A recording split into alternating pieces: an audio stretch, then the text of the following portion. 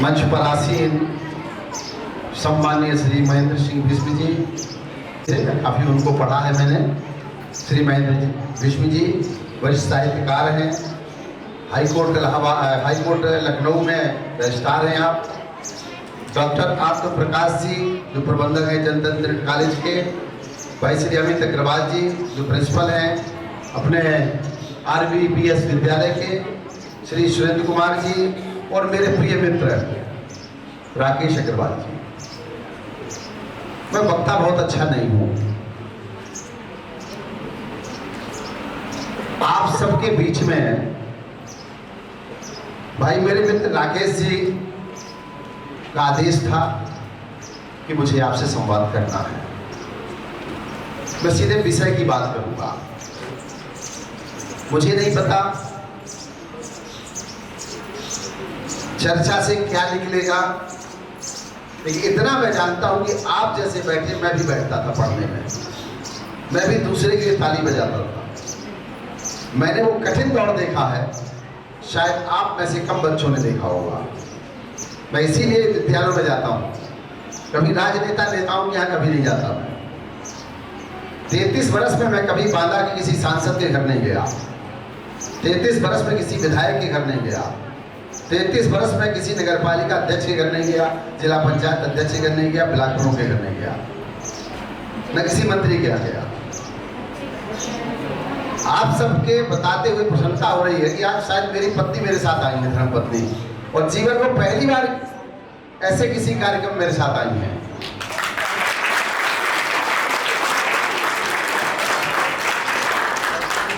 पृथ्वी की बात करूंगा, समाज की बात करूंगा। पृथ्वी बचाना आवश्यक है, क्यों करना चाहिए, कब करना चाहिए, कहाँ करना चाहिए, ये आप हमसे बेहतर जानते हैं। हमारी जो पीढ़ी है, नौजवान पीढ़ी, नव बच्चों वाली पीढ़ी, ये बहुत कुछ जानती है, ये हमको गाइड करती है। लेकिन मैं आपसे जीवन विद्या की बात करूंगा कि तुम लोग बढ़ोगे कैसे, तुम ही में से कलेक्टर बनेंगे। मैं ज्यादा देर नहीं बोलूंगा, 15 मिनट आपके साथ संवाद करूंगा। आप ही में से कलेक्टर बनेंगे, कमिश्नर बनेंगे, IAS बनेंगे, IPS बनेंगे, IRS बनेंगे, ITS बनेंगे, IFS फॉरेस्ट बनेंगे, IFS फॉरेन बनेंगे, बड़ी बड़ी सेवा में जाओगे। वैज्ञानिक, किसान, व्यापारी, साहित्यकार, पत्रकार, नेता, अभिनेता, सब कुछ आप बनोगे। इन्हीं में से वो प्रतिभाएं होंगी। लेकिन संघर्ष के दौर की बात करूंगा, टूटना कैसे नहीं, मैं ये बताने के लिए आपके बीच आया हूं। मेरा जन्म हुआ एक बड़े परिवार में जन्म हुआ, लेकिन दुर्भाग्यवश जो मेरे बस में नहीं है ना आपके बस में है। मैं कहाँ जन्म लूंगा, मेरे माँ बाप कौन होंगे, मैं हिंदुस्तान में जन्म लूंगा, अमेरिका में जन्म लूंगा, किस धर्म में जन्म लूंगा, मेरे भाई बहन कौन होंगे, ये मेरे बस में नहीं है, ये परमात्मा के बस में है। मैंने जखनी में जन्म लिया, पैदाइशी में दिव्यांग था। जब मैं पैदा हो गया तो मेरे परिवार के फौजी और पुलिस में लोग थे, तो मेरे एक परिवार के चाचा ने कहा मेरी माँ से कि सुबह इनको दरवाजे में न बैठाला करो, इसको देखने से दिन खराब हो जाता है। उस समय पैर से दिव्यांग होना, जिसे पहले लंगड़ा लूला कहा जाता था, वो अशुभ माना जाता था। मेरे एक परिवार के सदस्य ने कहा कि इनको बैठा दो ट्रेन में, ये बनारस में और इलाहाबाद में भीख मांगेगा। मेरी माँ को बड़ा कष्ट हुआ। इस सृष्टि में माँ से बड़ा कोई नहीं है। मेरी माँ ने सोचा कि हमारे परिवार में कोई लंगड़ा नहीं पैदा हुआ। मेरी माँ 16 साल मुझको जंगल में रखी, 16 साल। खजुराहो के पास एक गांव था सिलपतपुरा, वहां उन्होंने मुझे संस्कृत, अंग्रेजी, हिंदी, गणित, सारी भाषाओं के टीचर लगाए और संकल्प लिया मेरी माँ ने कि अपने बेटे को मैं इतना मजबूत बनाऊंगी कि इस बेटे के जहां जूते उतर जाएंगे, आपके परिवार में किसी व्यक्ति का प्रवेश नहीं हो पाएगा।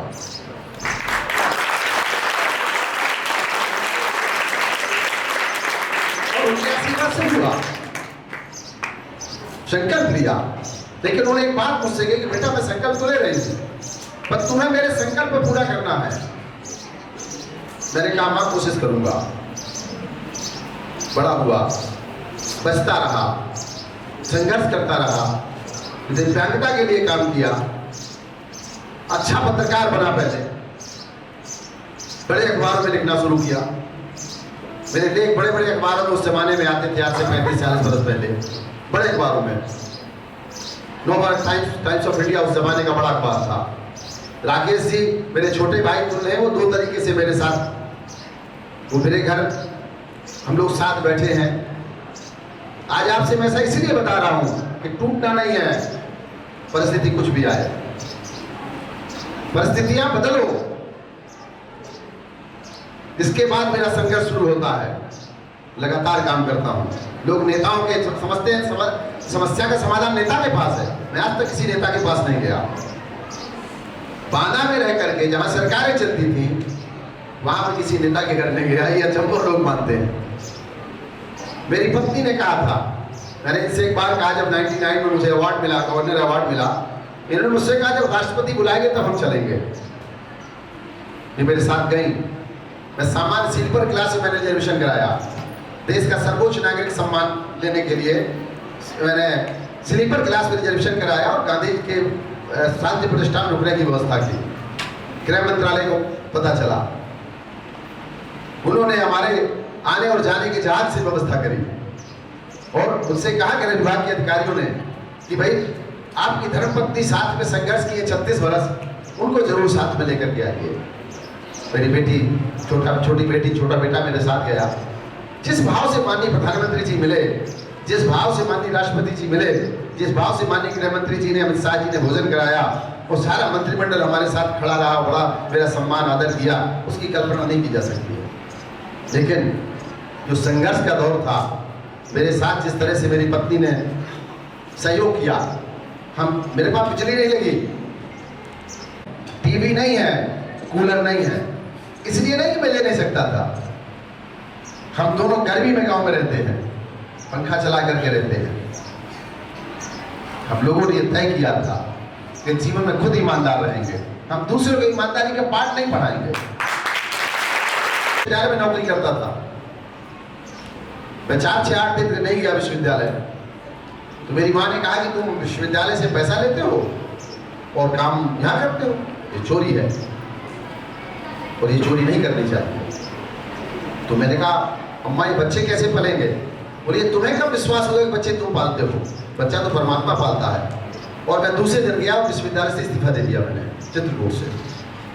घर आया, अम्मा ने कहा बहुत अच्छा काम किया तुमने, अब तुम अच्छा काम करोगे।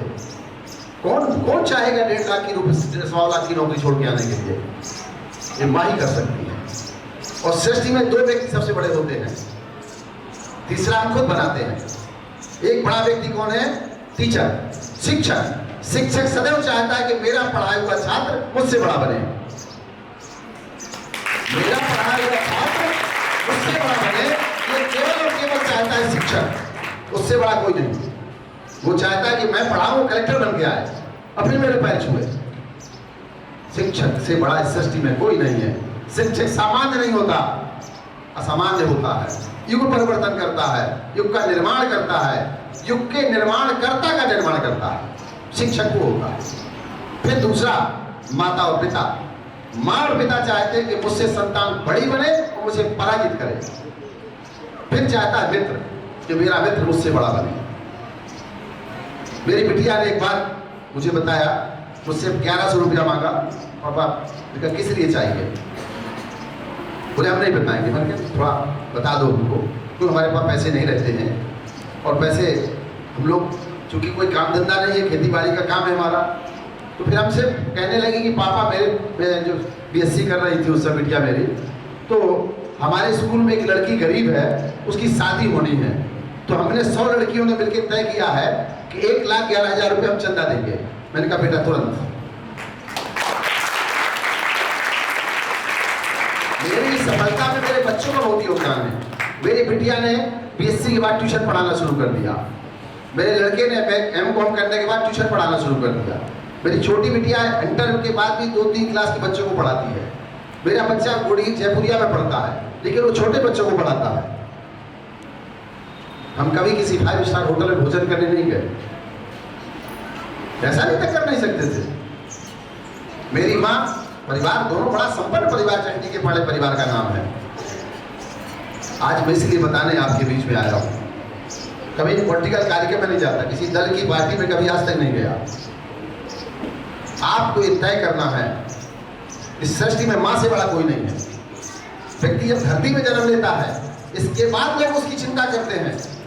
माँ तो धरती में आने के पहले, 9 माह आने के पहले भोजन त्याग देती है, नींद त्यागती है, सुख त्यागती है, अपना सब कुछ त्याग देती है, तब आपको धरती पर लाती है।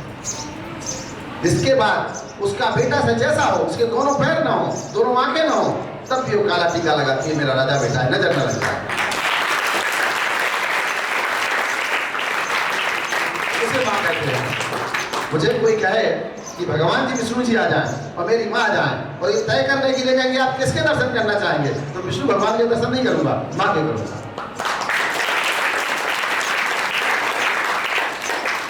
आज माँ के आशीर्वाद से लोग मेरे भाषण को सुनते हैं। पूरी दुनिया, भारत में लोग जानते हैं कि मैं बादल बनाने की कला जानता हूँ, बादल को ट्रांसफर करने की कला जानता हूँ, बादल को फाड़ने की कला जानता हूँ।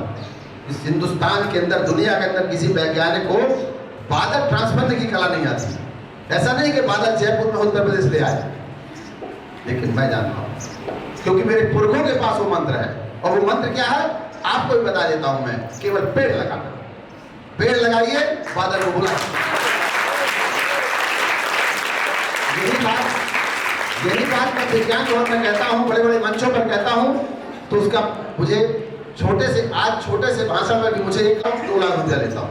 और देश के बाहर जाना तो 5 लाख रुपये लेना है, और वहां से लेकर नहीं आता, लेकर मैं 5,000 आता हूँ, बाकी 95,000 वहीं किसी संस्था को दे आता हूँ। देखिए, वो इसीलिए पैसा लेता हूँ कि मेरी 36 साल की मेहनत, अगर कवि को पैसा मिलता है, साहित्यकार को पैसा मिलता है, कलाकार को पैसा मिलता है, अभिनेता को पैसा मिलता है, तो मैंने भी साधना की है 36 साल, उसका भी मूल मिलना चाहिए।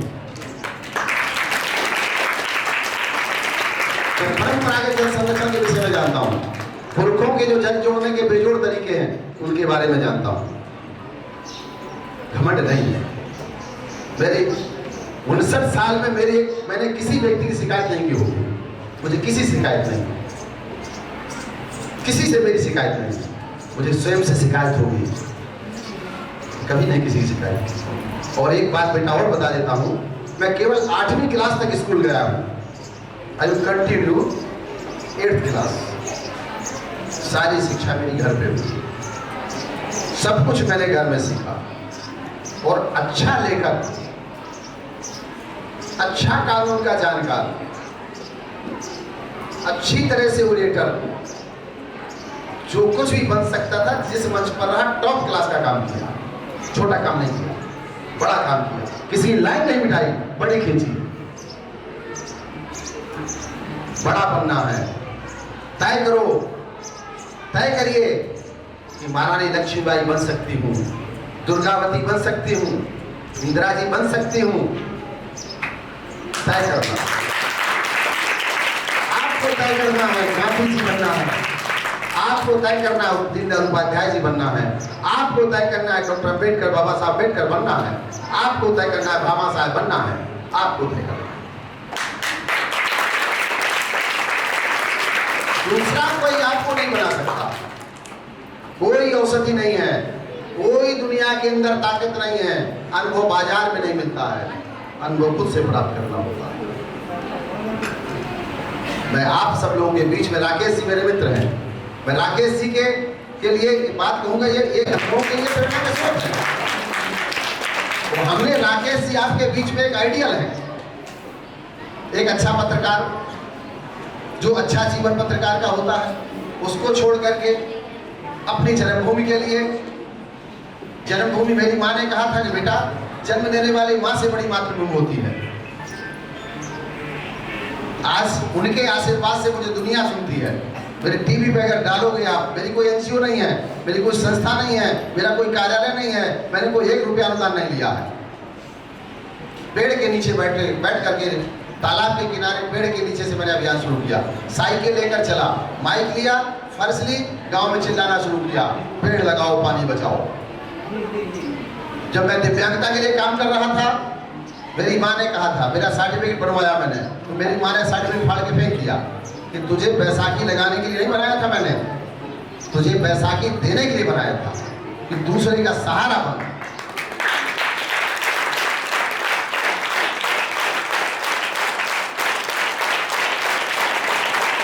और ये बात बताते हुए प्रसन्नता हो रही है, इस देश में दिव्यांगों के लिए कोई आरक्षण नहीं था। दिव्यांगों को और विकलांग अधिनियम 1995 एक एक्ट आया। एक्ट के बाद उत्तर प्रदेश में विधानसभा के सामने मैंने धरना दिया। देश का पहला राज्य उत्तर प्रदेश है जहां विकलांग कल्याण विभाग बना। उस समय की सरकार थी, उस समय जिनकी सरकार थी उनका भी धन्यवाद। विकलांगों का बैंक बना, विकलांग विकास निगम बना, नेशनल ट्रस्ट बना, विकलांगों के लिए अधिकार बने। सारा का सारा काम भगवान ने इस छोटे से व्यक्ति से कराया जो मां के आशीर्वाद से खड़ा है। आप किसी के पीछे मत भागो, आप किसी के पीछे मत भागना। आप पढ़ाई में इतने अच्छे नंबर लाओ, आप अच्छे आर्टिस्ट बनो, आप वैज्ञानिक बनो कि लोग आपको ढूंढे। आप लोगों के पास मत जाइए, टीचर के पास जाइए, माता पिता के पास जाइए, माँ के पैर दबाइए, पिता के पैर दबाइए, उनके कपड़े धोइए। अगर माता और पिता, माँ पिता तब प्रसन्न होता है जब पिता के पिता की सेवा करेंगे। आप बगैर विचार के राम राम नहीं बनते। राम को राम बनाने का श्रेय अगर जाता है तो उनके जो पिता के दशरथ के वचन मान करके जो 14 वर्ष के लिए वनवासी हो गए, तो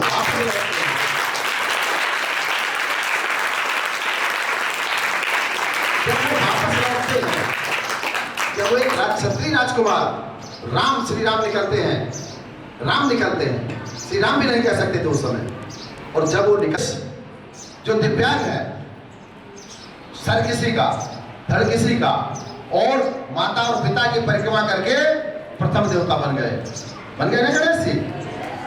तो शक्ति किसमें है ज्यादा? माता पिता में है। अब आपने बात कही, पहली बात पानी बचाने की। मैं जिस विषय की बात करता हूँ, मेरा छोटा सा मंत्र है। आज पृथ्वी दिवस है। वैसे पृथ्वी दिवस का शुभारंभ तो भगवान श्री कृष्ण ने किया था, गोवर्धन उठाया था, तो पहला दिन तो वही था। फिर उनके भाई बलदाऊ जो पहले किसान हैं, उनका हल, उनका हथियार क्या है? हल है। हल माने सभी समस्याओं का हल, हल माने सभी समस्याओं का हल। फिर वैज्ञानिकों ने अपने अपने तरीके से, हमारे यहाँ चल दिवस मनाया जाता था, भीमसेन एकादशी, हमारे यहाँ चल मनाया जाता थी, जब व्रत करती थी बहनें, पानी बचाने का काम होता था। तो जो मैं आप सबसे निवेदन कर रहा था कि अगर हनुमान बनना है तो पानी बचाओ। क्यों? माता लक्ष्मी के जो पति हैं वो कहाँ रहते हैं? पानी में। तो जब उनके पति आराम करेंगे, जिस जगह पर उनका बिस्तर होगा, तो माँ प्रसन्न होगी कि नहीं होगी? होगी ना। हमारे पुरखे तीर्थ यात्रा में जाते हैं तो क्या लाते हैं? लोटे मिलता है पानी। जब हम पैदा होते तो काहे से नहवाए जाते हैं? पानी। जब हमारा अंतिम संस्कार होता है तो काहे से होता है? पानी। जब गया जी जाते हैं, पिंडदान करते हैं तो काहे से होता है? पानी। कुआं का पूजन जब हम पैदा होता है, हमारे घर में बच्चा, तो किसका पूजन होता है? पानी। पहला यातायात का साधन क्या था? पहली चिकित्सा कौन सी थी? घड़ी का टाइम किसमें आया? नापने का यंत्र किससे आया? बिजली काहे से बनी? सारे पावर जो चलते हैं, उद्योग किससे चलते हैं? तो सारी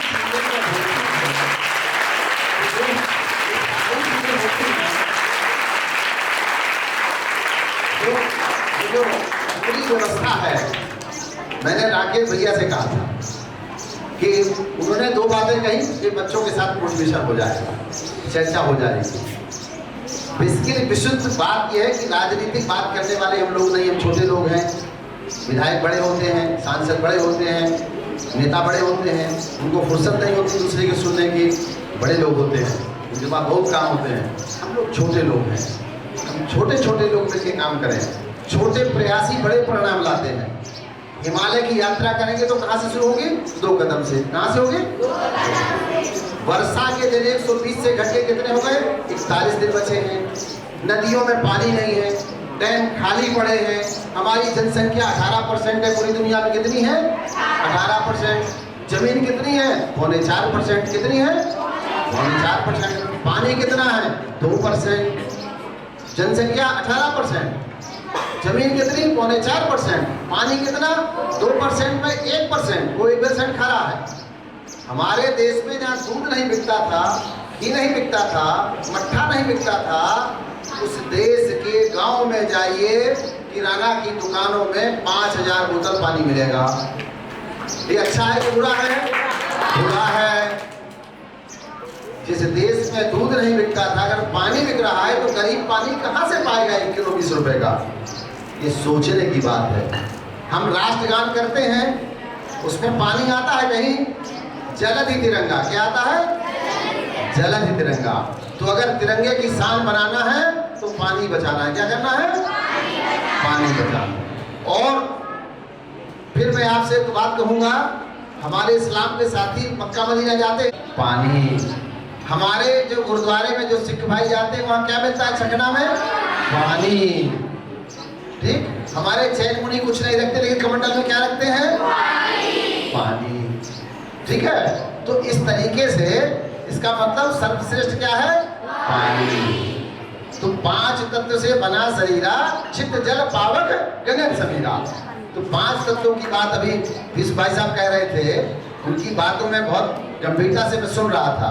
हम सबको मिलकर के यहाँ पर डॉक्टर साहब बैठे हैं, सारे लोग बैठे हैं, कभी फिर अवसर मिलेगा। मैं करीब 10 साल पहले आया था। गतिशील हैं और आने वाले भविष्य में बड़े व्यक्ति हैं। मुझे नहीं पता कि आप कैसा क्या समझते हैं, लेकिन उन्होंने जितना यहाँ करके दिखा दिया है, शायद सामान्य व्यक्ति की बस की बात नहीं है। अगर आप चाहते हैं कि आपके पिता का नाम हो, आपके माँ का नाम हो, आपके चाचा का नाम हो, पितरों का नाम हो, तो ऐसे ही काम करिए जैसे उन्होंने किया है अपने पूर्वों के नाम से। माँ को जिंदा रखना चाहते हैं, पिता खोलिए, विद्या का मंदिर खोलिए। मेरी माँ कहती थी मंदिर न जाना, कम जाना मंदिर में 10 रुपया चढ़ाना, लेकिन 500 का प्रसाद लेने जाना हो तो 200-200 रुपए के तो कम्बल ले लेना। और बाहर कोई बैठा हो गरीब रईस के डंडे तुम भी ना करना, जो बैठा हो चुपचाप उनके गले में डाल देगा, तुम्हारा भगवान तुमसे खुश हो जाएगा। जो बाहर बैठे मांगने वाले, उनको डाल देना कम्बल, प्रसाद उसाद न चढ़ाना। मैं बाबाओं के पैर वैर ज्यादा नहीं छूता हूँ, लेकिन मेरे गुरु स्वामी दीन कबीर थे, मैं हर गुरु पूर्णिमा में उनके पैर छूने जाता था। आप अपने गुरु को सम्मान दीजिए, बाबाओं के चक्कर में नहीं पड़ना है किसी को। संतों का आशीर्वाद दीजिए, मुनियों का आशीर्वाद दीजिए, ऋषियों का आशीर्वाद दीजिए, लेकिन हमारी डिक्शनरी में कहीं बाबा शब्द नहीं है। मैंने भी जो पढ़ा जहां तक है, राष्ट्र में देता है सब कुछ, हम भी तो कुछ देना सीखें। राष्ट्र धर्म सर्वोपरि होना चाहिए। मुझे गर्व होना चाहिए अपने राष्ट्र पर, मुझे गर्व होना चाहिए अपनी माँ पर, मुझे गर्व होना चाहिए अपने पिता पर। मुझे बहुत कठिनाई से मेरी माँ ने पाला है। आधी धोती मेरी माँ पहनती थी, वो आधी मुझे उड़ाती थी। इसलिए मैं और मेरी पत्नी, मैं संघर्ष से जीता हूँ और संघर्ष से अपने जीवन भर जीऊंगा। बच्चे मेरे कामयाब हैं, वो अपनी जगह काम कर रहे हैं, लेकिन आपको बता रहा हूँ, मैं कभी थे नहीं तोड़ना है अपना। मैं कमजोर नहीं था, आर्थिक रूप से बहुत संपन्न परिवार से था, लेकिन मेरे परिवार के लोगों की इच्छा नहीं थी कि मैं आगे बढ़ूँ। मेरी माँ की इच्छा थी कि मेरे लड़का आगे बढ़े। वो आज जो कुछ मैं हूँ अपनी माँ के आशीर्वाद से हूँ। आप सबको फिर कभी मिलेंगे, बैठेंगे, बात करेंगे। ये आपका अपना मंदिर है, विद्या का मंदिर है। राकेश जी, लोग घर बनाते हैं, लोग फैक्ट्री खोलते हैं, लोग दुकान चलाते हैं, आपने तो ज्ञान का मंदिर खोला है सरस्वती का। और आपने अपने लिए नहीं, कितनी बहनों के लिए, कितने हमारे भाइयों के लिए परिवार बसाया है। आपका परिवार बड़ा परिवार है और मैं आपके लिए शुभकामनाएं देता हूँ। आप मुझसे उम्र में छोटे हैं, मैं बड़ा भाई हूँ। आप जब भी कभी बुलाएंगे, मेरी व्यस्तता भी होगी, क्योंकि आप जानते हैं कि मैं कुछ अनुदान नहीं देता। आप जानते हैं कि मैं कोई मेरी NGO संस्था कुछ भी नहीं है। शारीरिक रूप से थोड़ा अच्छा हूँ, वैसे मानसिक रूप से तो मैंने कभी क्षमता नहीं देखते रही, ना कभी अपने को समझा है। तो आप जो लोग थोड़े बहुत, मुझे संसाधनों की जरूरत पड़ती है और आने जाने की व्यवस्था में बस में नहीं कर पाता हूँ, बाकी इस विद्यालय में जो कुछ भी मैं कर सकता हूँ, राकेश जी के विद्यालय के लिए जो कुछ भी मैं कर सकता हूँ, करने की पूरी कोशिश करूँगा। आप सबने मुझे सुना, आपने मुझे सम्मान दिया, बुलाया। सभी शिक्षकों का, अच्छे विद्यार्थियों के निर्माण में शिक्षकों की बहुत भूमिका होती है। आपका ये जो नाटक, आपका जो ये मंचन, आपकी जो प्रतिभाओं के बारे में माता पृथ्वी, जो बच्चे अपनी तैयारी कर रहे थे, बच्चों को तैयार करने में शिक्षक का योगदान होता है।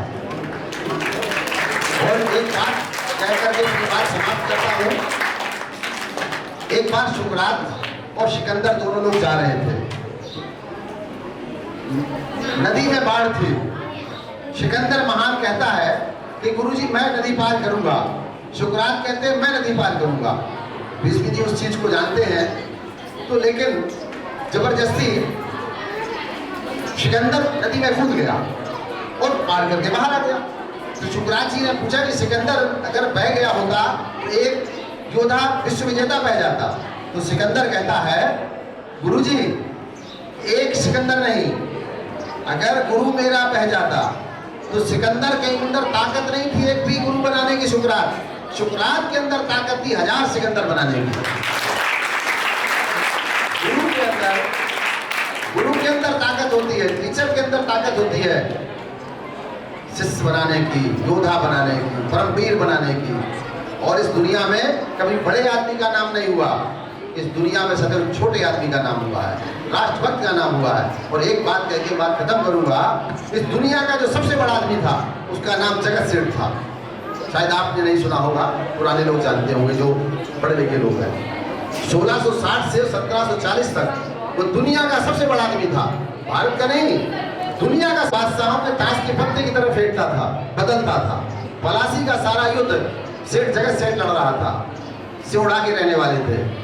इंग्लैंड की जब आर्थिक व्यवस्था 5000 करोड़ थी, तब जगत सेठ की आर्थिक व्यवस्था 2 लाख करोड़ की थी। बैंकिंग सिस्टम वो आदमी लाया। बंगाल, बांग्लादेश और बिहार 2000 नौकर उसके पास लगे थे, उसके भाई के यहाँ।